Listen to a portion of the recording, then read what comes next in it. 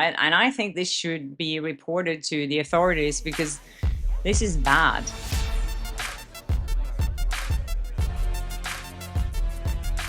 Hi, and welcome to Blossom Talk. I am Vashti Flo, and this has been a really weird day. I just got off the phone with Andy Signor earlier from Popcorn Planet. If you watched my episode from earlier today, I was talking about the subpoena that I received from Google saying that Blake Lively's team is basically demanding to get access to my private emails and everything. I don't know, even my Google search. I don't know, it wasn't that specific of what they wanted, but they wanted access to my Google accounts. I was reaching out to a lot of other content creators that have received the same subpoena, and we were talking amongst us what we should do about this, if we should hire a lawyer together, if we should hire separate lawyers, how to respond to this, and also if it could be fake.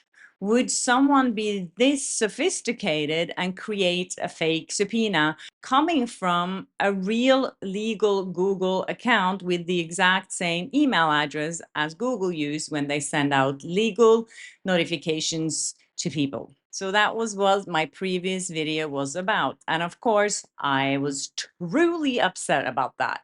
The entitlement of asking a journalist to give up her sources and to give out all this information, this personal, private information, is a disgrace and it should be illegal. Well, as I said, Andy over at Popcorn Planet, he's been doing a lot of research asking Google, is this real? Is it not real? I've been asking all the chat box, the chat GTP, Gemini to me. All they said to me was like, yes, this seems real. And people were reaching out to lawyers and they said, yes, this seems real. Then Andy said that he spoke to Google once and they said this might be fake. Then he reached out, or his lawyer reached out to Ezra Hudson, Blake Lively's lawyer's office, and they say they did not send these. So, who did? Who sent out these fake subpoenas? Such a sophisticated target on so many content creators who's been covering Blake Lively and Justin Baldoni's legal feud. And it's not that they just picked random content creators, they picked the content creators that have been covering this most honestly and maybe most what you would say pro Justin Baldoni. And as I said this morning, I woke up and I found this email after Andy had told me about it, and I was shocked. And now I'm kind of even more shocked and very disgusted because for people to do something like this, they had a goal here. Why would they do this? A, they wanted us to look like idiots because we went for the bait and we talked about it. And then they can use that against us later and say we made up that there were these subpoenas on us to paint Blake Lively in a bad light. I'm sure someone's going to make that conspiracy theory that this is something that we all made up to make Blake Lively look bad. That would be right up their alley. And remember, this is not the first time something like this happens. I think it's about 3 months ago now that they were sent out some fake HR complaints. I don't know if you remember that, but someone sent out some fake HR complaints to a lot of content creators. A lot of them received these fake HR complaints from Dr. Leslie Dobson is her name, the one that I've been talking about before, who has a lot of content on her Instagram that is very misleading and a lot of misinformation and conspiracy theories. She made up a story about me that I touched Blake Lively's tummy before I interviewed that in that viral interview, and that's why she got mad at me. Anyways, a lot of people received those fake HR complaints from her. They were flagged pretty early on because there were a lot of information on them that seemed a bit weird and off. And then the funny thing is, because right after that, Blake Lively's team revealed that there would be 2 more victims coming forward.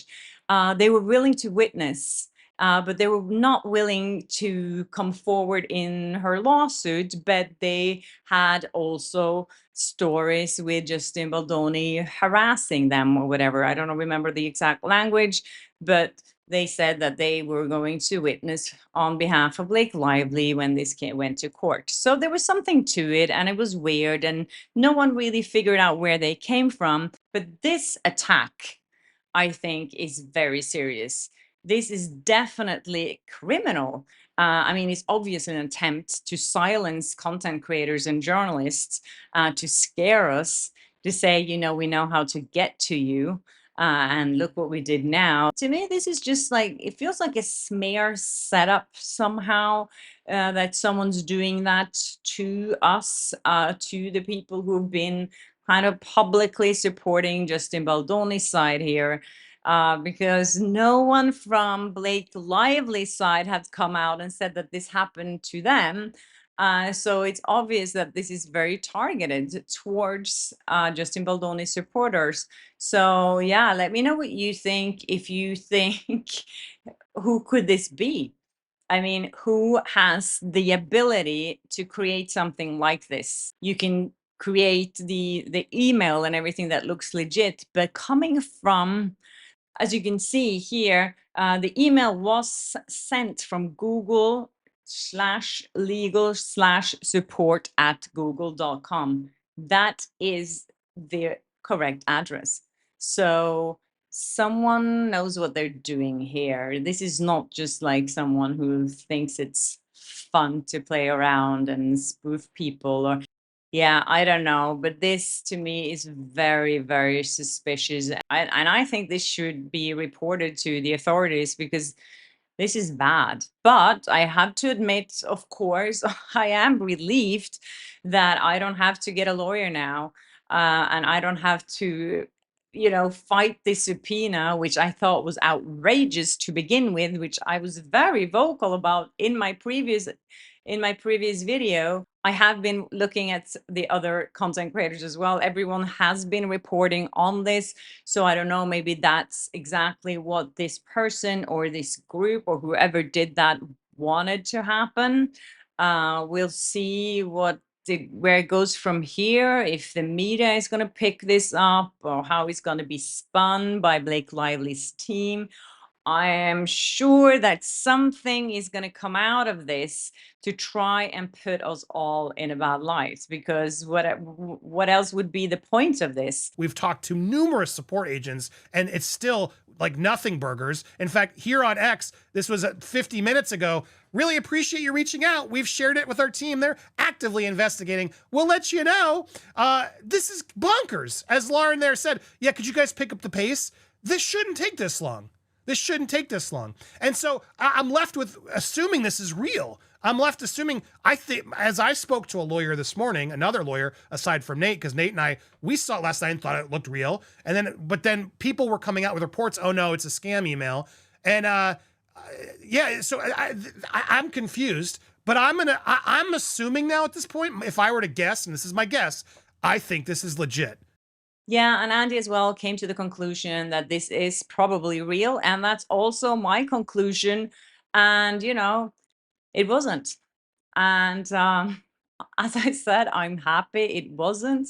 But at the same time, I think it's really freaking awful that things like this could happen. And, you know, these attacks on content creators. And of course, as you know, Andy Signor, Candace Owens, and Perez Hilton were subpoenaed last week. They didn't even know they were subpoenaed until they read about it in TMZ, or until TMZ contacted them for comments. And as you know, Blake Lively's team created this sham subpoenas by this sham lawsuit by this sham company, Van Zandt, and got hold of Jennifer Abel's private information from that. So when that's said, you know, nothing surprises me anymore. But thankfully, as I said, I'm glad I don't have to get a lawyer now. These things are very costly, and I would prefer to avoid stuff like that. But anyways, I just wanted to keep you guys in the loop and be transparent about everything. So I wanted to give you an update.